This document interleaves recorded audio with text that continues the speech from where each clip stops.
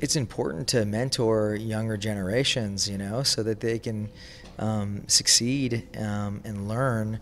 We didn't really have that when we started off, and it was really challenging. And we'd love for it to be easier for the younger generations to succeed. They're our future, and I'm myself too. I'm still learning every day, so.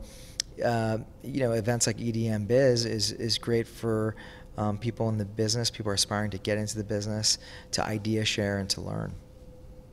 For a minute there, things were being pushed into like traditional concert style, where you buy your ticket, you get your ticket ripped upon entry, and you stare at the artist and you just gaze at him, and when he's off, you get pushed out of the venue. That's not what we're doing here. This is not a concert. This is a community getting together and connecting and dancing. And listening to the best music there is, but there's a lot of other art forms that are featured as well. And that's the difference. So we don't want to lose that magic. That's what helps these events be so unique is the roots of it all. Where it all started is important to bring into the now, because we don't want to lose that. The beautiful thing about the rave scene is everything was generated by us. We weren't relying on big corporations, but it was small and homespun in a way. And what I found so fascinating and gratifying is to see how, like, the success of EDC, it's not the success of a huge corporation coming in and manufacturing something for kids. It's self-generated, and ultimately it comes from this place of love and enthusiasm. And I find that, so 20 years on for EDC, 20 years, and I don't know how long Insomniac's been around, longer than that. And it's, at some point in all of our lives, we encountered this culture that we fell in love with, and that was really special. And we sort of have all become evangelists for it. We want to share it with our friends, and we want to share it with other people and with new generations. But it's this love for this phenomenal culture of weird electronic dance music.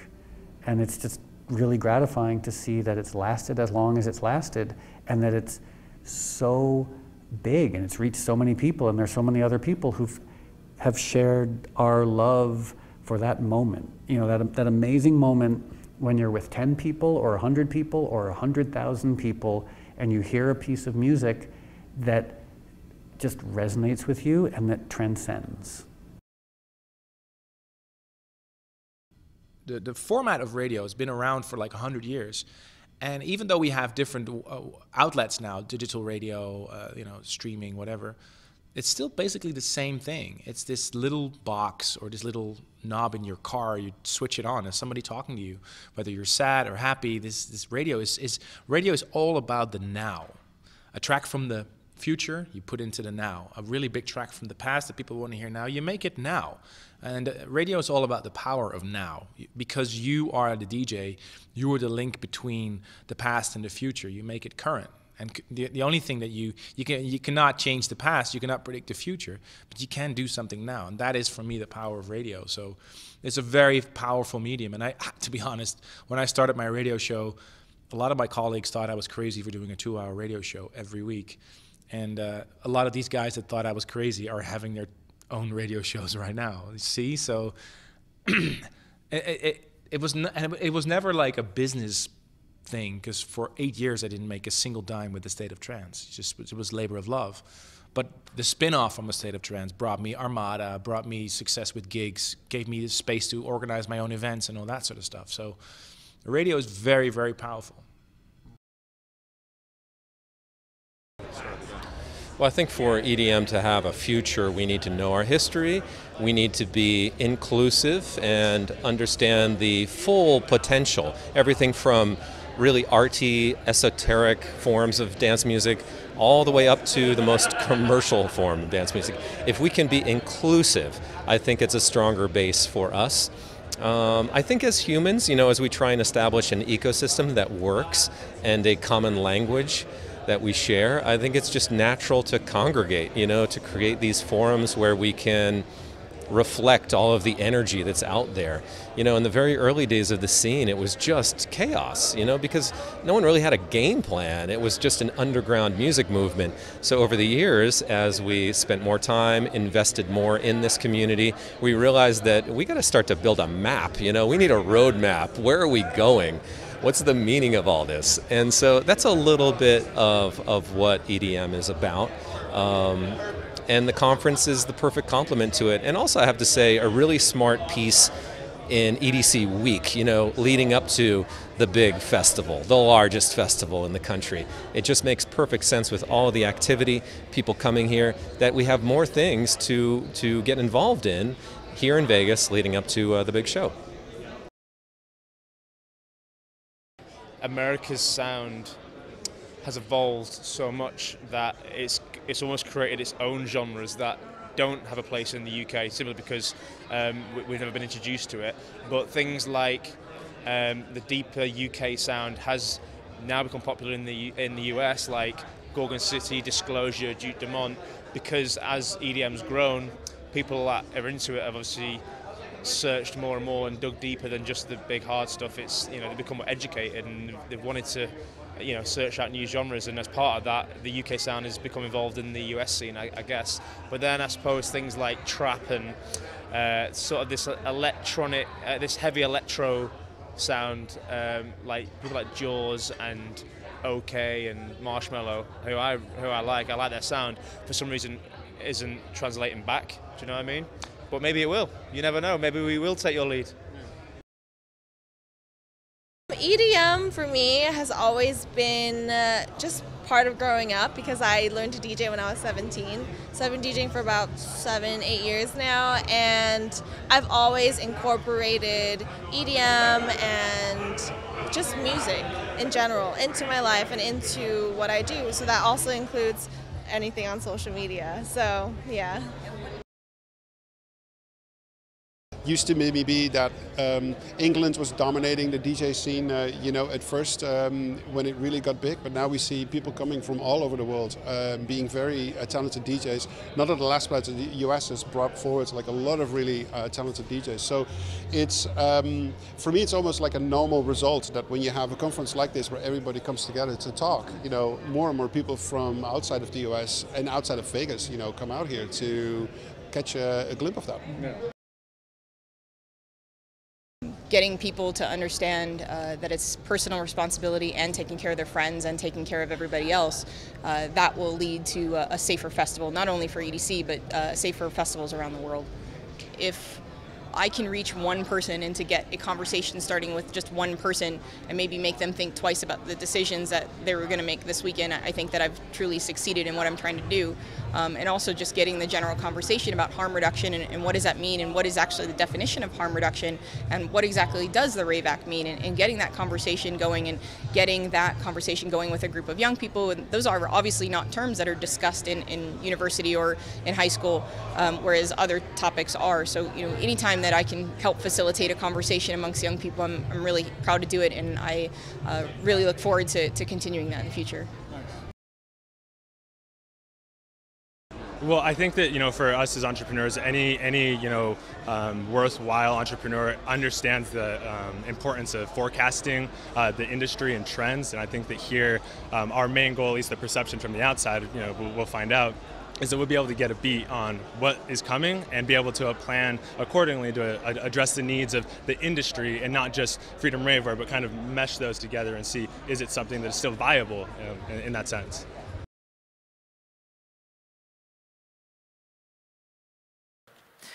It was scary to come to Vegas. Yeah, very scary. I didn't know if the fans would come. Vegas, I think, was foreign to hardcore dance music fans. The clubbers know bottle service, models and bottles and all that. No, you know, the people. And would your core audience from LA drive all the way here? Yeah, the core audience wasn't, you know, coming to Vegas frequently. Not the majority of them. I didn't know if they were going to come. It was definitely a risk, but and you know, now it seems so obvious or simple, you know, but it was really something that it was a huge risk.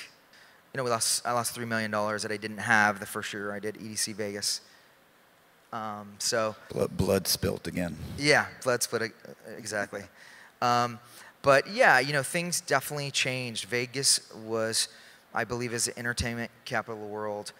I feel like, you know, when we were at the LA Coliseum, it seemed like no one was watching.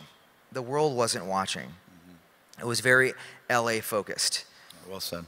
And when we came to Vegas, something happened, you know, and it exploded, and we saw the whole city change, and you know, I do believe that we were part of that. Definitely, you know? A trickle down.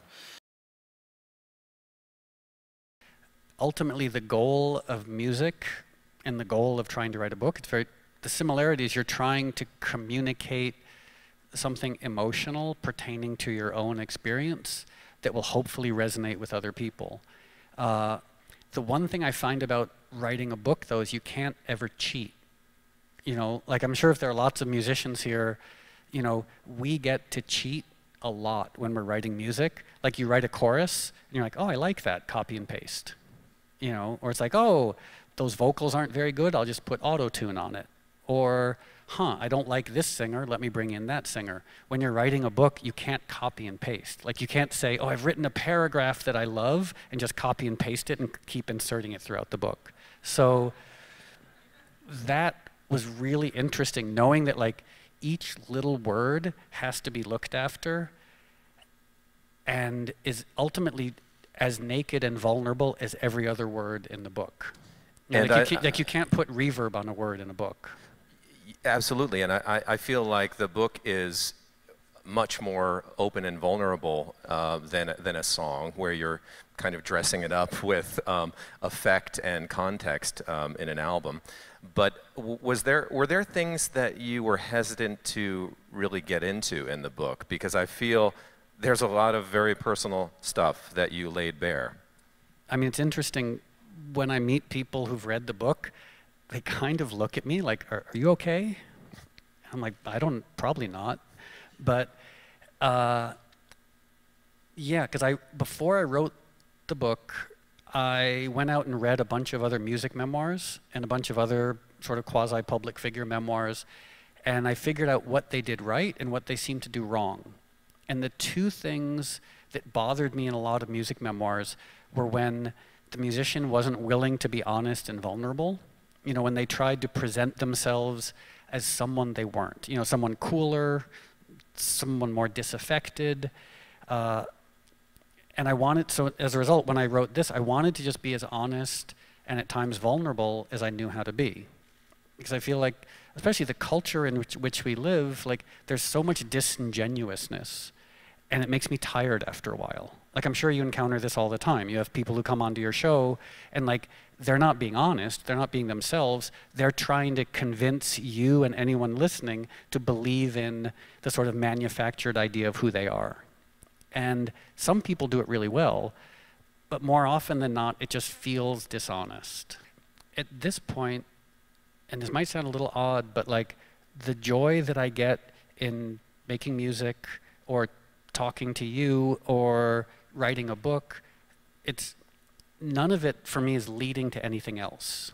You know, like writing a book to me is its own reward. You know, so if someone buys it, that's fine. If someone reads it and likes it, that's fine. But really, the primary joy that I got from it was sitting down and writing it. And it's the same thing with making music. Like I don't think of music as leading to anything else. You know, like I don't want to think about, maybe this is at an EDMbiz conference, this might be a bad thing to say, but I'm not interested in like brand development or career development. Like to me, music is precious and beautiful in and of itself. Like it can't lead to anything better than music. What else is on your list that you want to accomplish?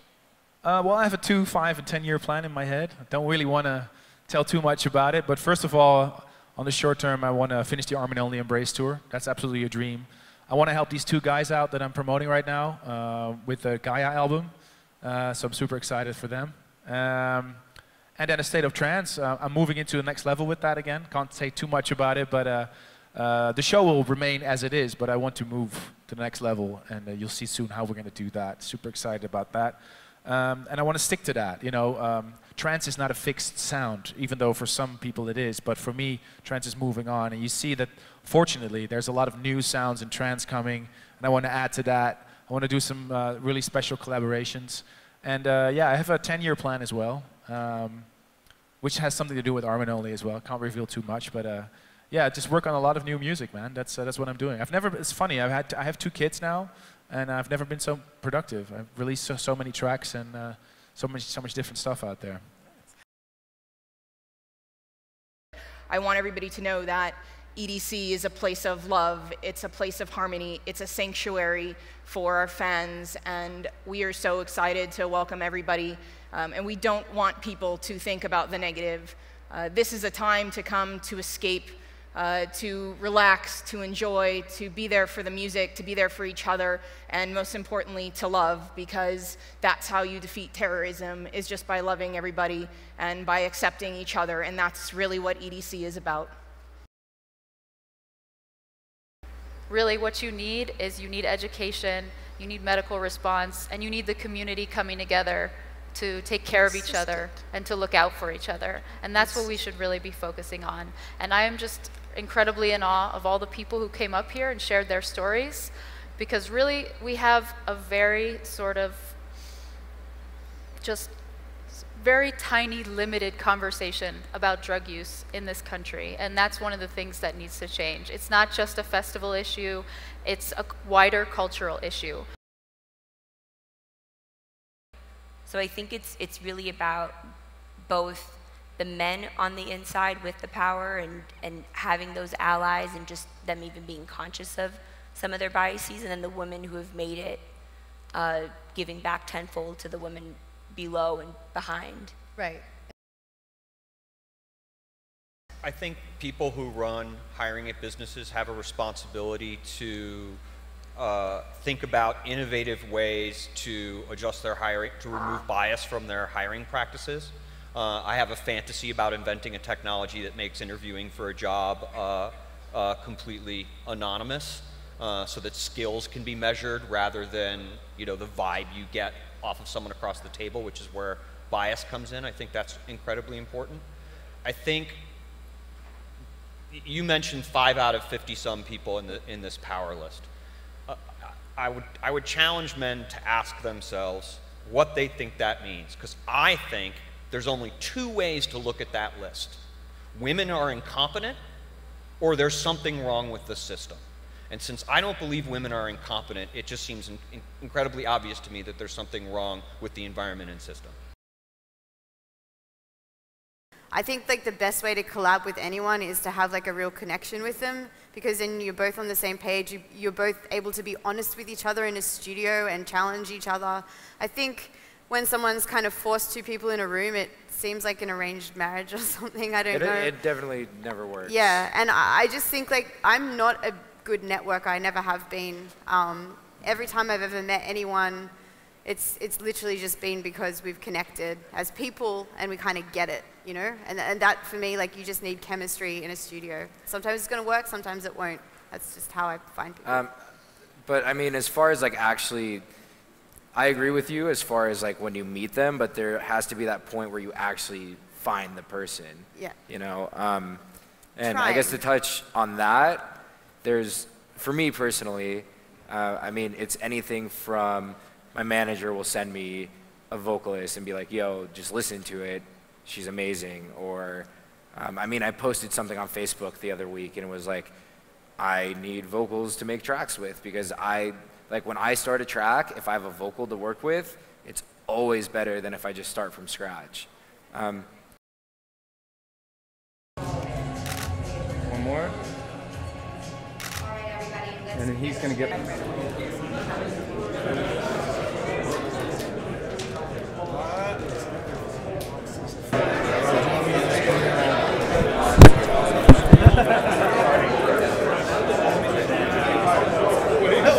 It's hard to do.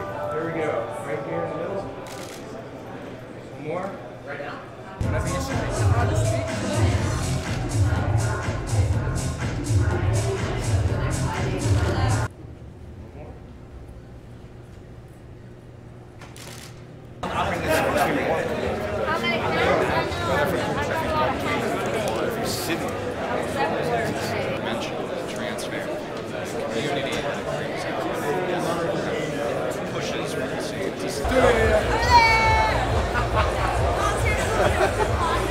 That's awesome, bro. I'm 27 next week, so happy birthday! Yeah. When you put happy hats on. I set them on the fly now. You don't have to.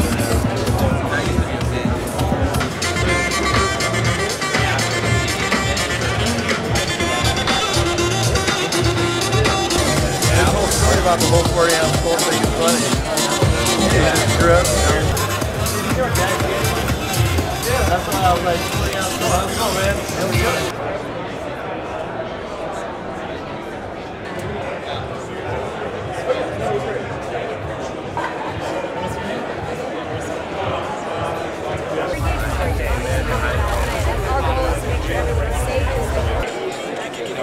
This is what I'm going to do. This is how I'm going to do it. This is weird. I had a dream that I was talking to like a month ago. I didn't realize this. I'm Sam Dusk. I think you might have been the one